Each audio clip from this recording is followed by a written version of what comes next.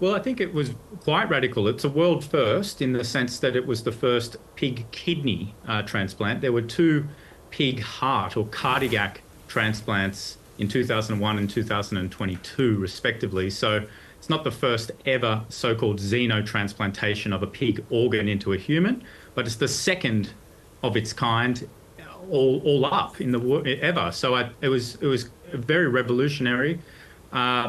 It's not just the xenotransplant either. This was an edited organ.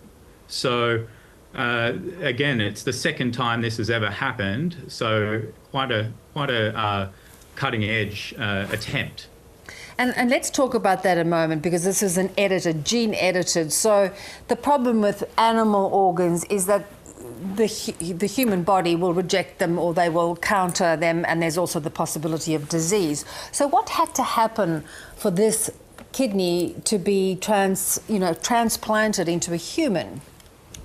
Yes, so obviously with a lot of the technologies that arise out of these kinds of procedures, you have hospitals and general practitioners who do the actual transplantation.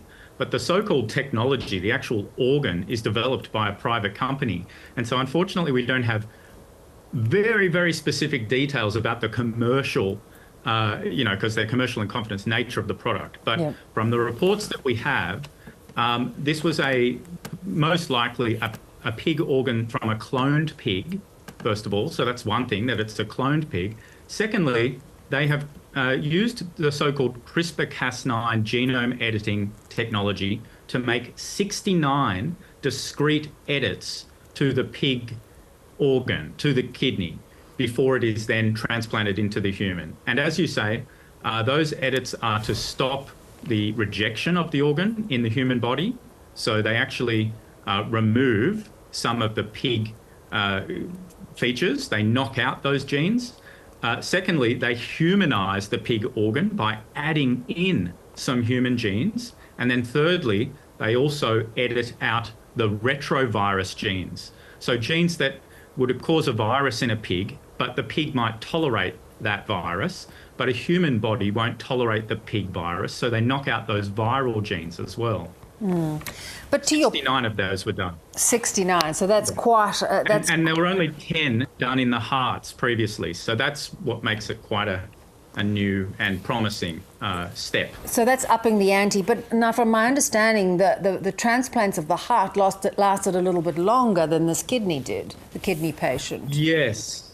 Yes, that's right. They weren't as predicted. They didn't last as long as we would hope, of course, which is, to the extent that a full life is lived following the disease. But they only by a matter of days, I think. I think the longest xenotransplant we've had in a human is 61 days. And this one was just shy of I think 60 days. So we haven't seen a massive improvement here, despite having so many more edits.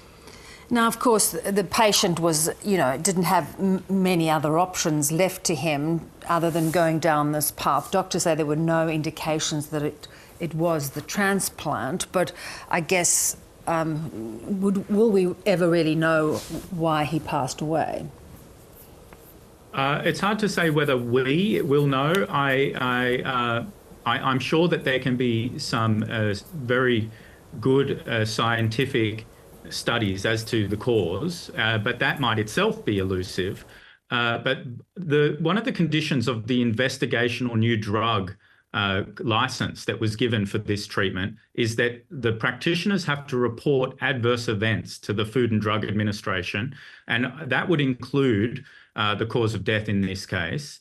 I also note that the same company and hospital is attempting to start a clinical trial. So it will be so imperative for the FDA, the American equivalent of the TGA here in Australia, to understand the causes, if any, of death as they're associated with the xenotransplant here. Yeah.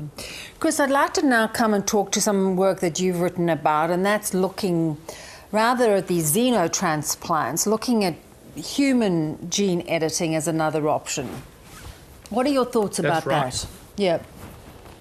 Well, I suppose I should note that around 2021 and 2022, I was part of a big study as a researcher where we went down to the old Parliament House in Australia, now called the Museum of Australian Democracy, and we gathered 23 Australians from all walks of life, and we, for a week, deliberated on some of the biggest questions relating to this potential technology of the future, human genome editing.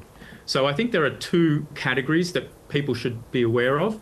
The first is what's called somatic cell genome editing. That's where a living human, their cells are edited, and once those edits are done, nothing is passed down to children now that they have in the future.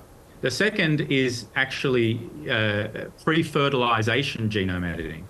So in a course of assisted reproductive technology, the eggs or sperm can be edited of one of the two reproductive partners, and then the child will receive those edits, and actually those edits will be passed down to that child's children.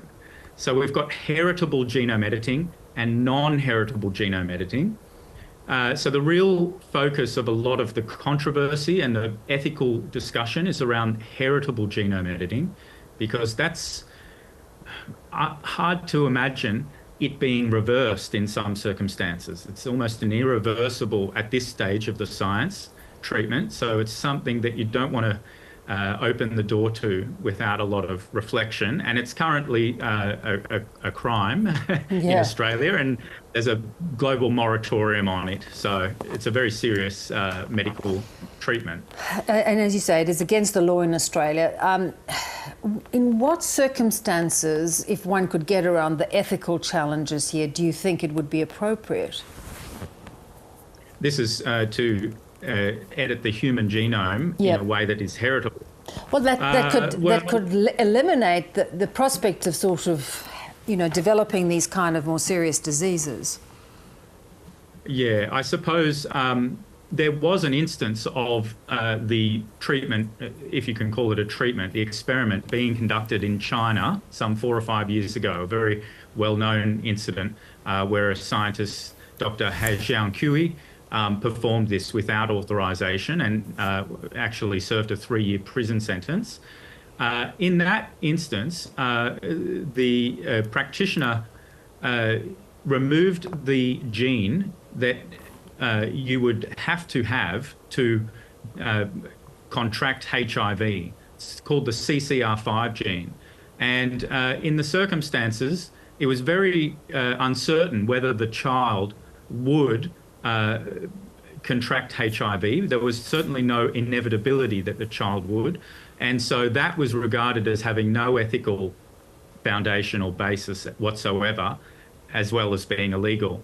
But I suppose out of that incident, you can imagine a situation where disease was certain in a child, and then, by a case of, flipping the scenario that did occur, say perhaps that would be something that I think over time, with safety being very, and the science being well understood, animal studies having taken place and so forth, that could be glimpsed as a future possibility. But at this time, I should stress, it's a crime, and it's a very serious bioethical dilemma, and is thought to be very unethical. Yeah, one that we can't probably grapple with just yet. Really great to get you on this topic, Chris. Thanks so much. Appreciate it. Thank you.